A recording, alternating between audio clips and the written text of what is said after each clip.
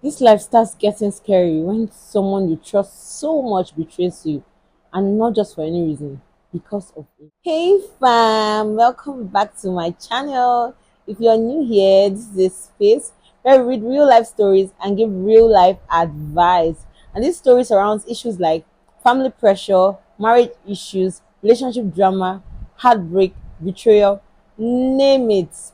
This story today we're going to read is the one that will make you forget to close your mouth because of shock. What her own friend and sister from another mother did to her will leave you so speechless. So let's read what she sent, guys. She said, Debbie, how are you doing? You still have no clue about the evil that goes on in this Port Harcourt. Hearing that story about the girl they set up in this page, babe, things they sub for this page, or you no even know. I've been I've never been one to share my private story online, but this one is still a pain me for chest. I will use names, if not, you no go really understand. And fake names though. Okay, okay. So I and this girl were really close in secondary school. Let's just call her Chika. So we entered uni together and became roommates. You know that kind of friendship wey be like say we be blood sisters. That's how close we were. We do everything together, but 80% of house bills and other things na me dey chest am. Dis chika dey even wear my clothes without asking. I no send. After all, we be sisters from another mother. So just like that, no issue. Sometimes we go just get little misunderstanding and still settle. You know that kind thing. Now, Debbie, I met a guy at a wedding. Let's just call him Obi.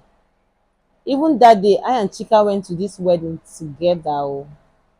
The guy was fine, well spoken, and he didn't look like money was a problem, you get. Then we started getting along and all. From the very beginning, he showed me love, dates, gifts, attention. He even introduced me to his cousin and said he was serious about me. Even he was the one downloading my biography to his cousin. Now remember Chika was with me at that wedding where I met Obi, but she hadn't really seen him. It was on our way home that day that I pointed at him and just said, I and that guy exchanged contacts. And we just made jokes about it. And that was all. Fast forward to this particular day, I was to go out with Obi. Then Chika was like, I should tell him I wanted to come with her.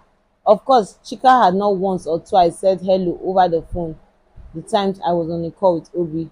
So he said it was fine. She could tag along. From when he picked us to when we got to the restaurant, Chika became a talkative. She come the over talk sef. In my mind, I was now like wondering where this talkative spirit came from. But I just felt maybe she was just so excited about the outing. Okay. For where we sit down, she just sent me a WhatsApp message. This your guy fine for real life pass picture oh. I just smiled, thinking say na normal talk. After that outing that day, I started noticing small things that I overlooked. The last one that she did that I even overlooked that is still pinning me to today was when she cropped me out of the picture of I and Obi she took us the day we went out. She didn't just crop me out though. She even used this Jennifer's Diary audio where Funke said, the boy fine oh, see him limp. Okay. And sent it to me. Debbie, I feel like slapping myself right now. I ignored that sign. Wow. Now, several months later, Obi suddenly started changing. He would ignore my calls and not even give me a good reason why he didn't pick. In fact, many things. And I also noticed that Chika doesn't ask about Obi again or when he will take us out and stuff like that. Now, see when God decided to help his daughter because he knows I don't deserve such wickedness, considering the fact that I have been suspecting Obi. I took a boat and went to his house. See, from when we started dating to that time I went with boat, I had never gone alone. He would always come pick me from mine to his place. I just had to follow my instincts that day. When I got to the compound, I went straight to his flat. Now he stays upstairs and you could see the kitchen window when you walk to the side of the building. I had to check if it was open first just to be sure he was home. And Debbie, the kitchen window was not just open, but someone was frying something there. I went upstairs immediately, knocked. He was never ever expecting me because he felt if I wanted to come as usual, he would come pick me. The shock on this guy's face just gave him away immediately. I just rushed and entered so he doesn't shut the door at me. Guess who I saw frying leftover suya and was about making noodles? My friend Chika. Wow. At that point, it was as though something left my body. I just ran immediately before they would both kill me in a bid to cover their atrocities. I cried though. Che Debbie, I cried, I crowed, and even cried. But guess what? It didn't end there. 2 days later, police came to my house. Say I'm under investigation for stealing 250,000 naira from Obi. I was confused. I didn't even know his account details.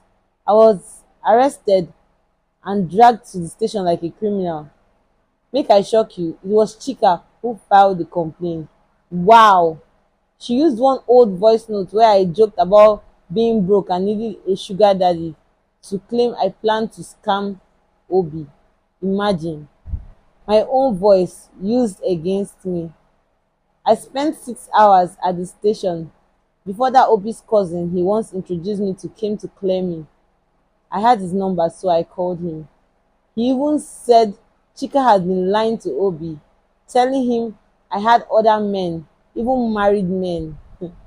Long story short, Obi dropped the case with the help and advice of his cousin. Meanwhile, Chika vanished, left Port Harcourt. Someone even told me she stays in Benin now. Wetin concern me? Na her wickedness and shame make her run. I don delete her from every part of my life. And Obi, he came back weeks later apologizing, but I couldn't look at him the same way. I was just too irritated. I say I no do again, make everybody rest. God! Honestly, even as I dey read this story, like, it feels so unreal. Like, because how do you explain that someone you loved, like a sister, could be the one plotting your downfall? Like, I can't relate. And this story just taught me something, eh? It taught me a serious lesson that not everyone deserves access to your space. Some people, the moment they just start, like, you just have one thing, the envy will just grow like weed. You'll be thinking you're helping them to rise. Meanwhile, they are planning how to drag you down to that their level. You have to be kind, you have to be wise, you have to be generous, but don't be foolish at all. This is shocking. My advice, let anybody guilt you into anything over sharing your life or whatever. Keep your relationship private. Always trust your instincts, because her instinct helped her so much. Imagine she followed her instinct and it worked. So what do you guys think about this lady's story? Let me hear your opinions in the comment section, okay? And if you've been through something similar, don't be afraid to share your truth. You never know who it might help. I always tell you guys, more real stories and honest advice coming to your screen, guys. Just turn on the notification bell so you don't miss any stories at all. And if you have a story to share, anonymous or not, send it to the email in the description box and we'll read it here in the channel. This is Debby, guys, where every story has a voice. Thanks for watching, guys. See you in the next episode. Bye.